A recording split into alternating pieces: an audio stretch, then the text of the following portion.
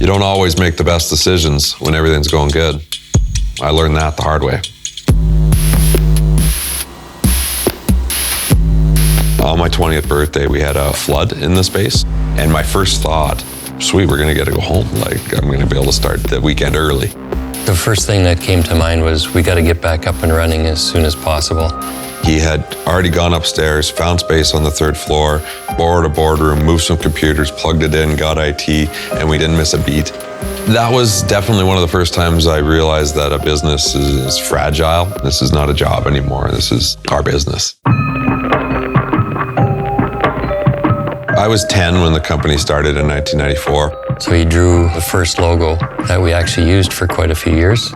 When I was 18, 19, my dad would let me sit in on meetings on purchases and vendors and stuff, and that was exciting. 2004, I was like, this is it. This is what I want to do. I was thrilled that he wanted to work for us. So at that time, we really started to pop. What we did is we took a leap of faith and we wound up investing in equipment that was out of our scope, that we weren't selling stuff in. Our staff count went up and we started getting pretty comfortable. That was a period where we were maybe getting a little sloppy, and we wound up paying for that later on.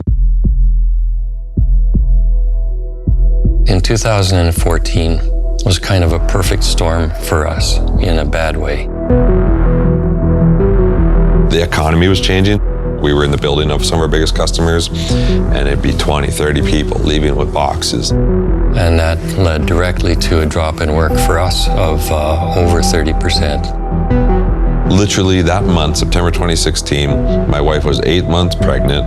We just got the keys to our new house. A lot of work, a lot of stress, a lot of burden.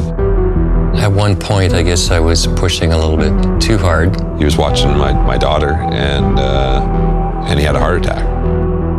You have to do a lot, but you have to pace yourself.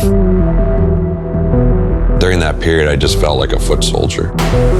It was exhausting enough where I didn't have the time to realize how close we were walking the line. I felt bad for Brian being in that position, but I wasn't going anywhere.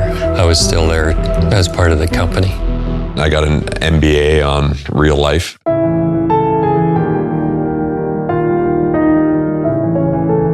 It's hit me more in perspective, because when you're making money, you don't make the tough decisions that you should be making all the time, that you do make when you're not making money. All the foundational pieces that have brought us back to a business that's going to do really well and is more sustainable all came from that really tough period where we were overwhelmed. We're trying now to have that same hunger when we're profitable.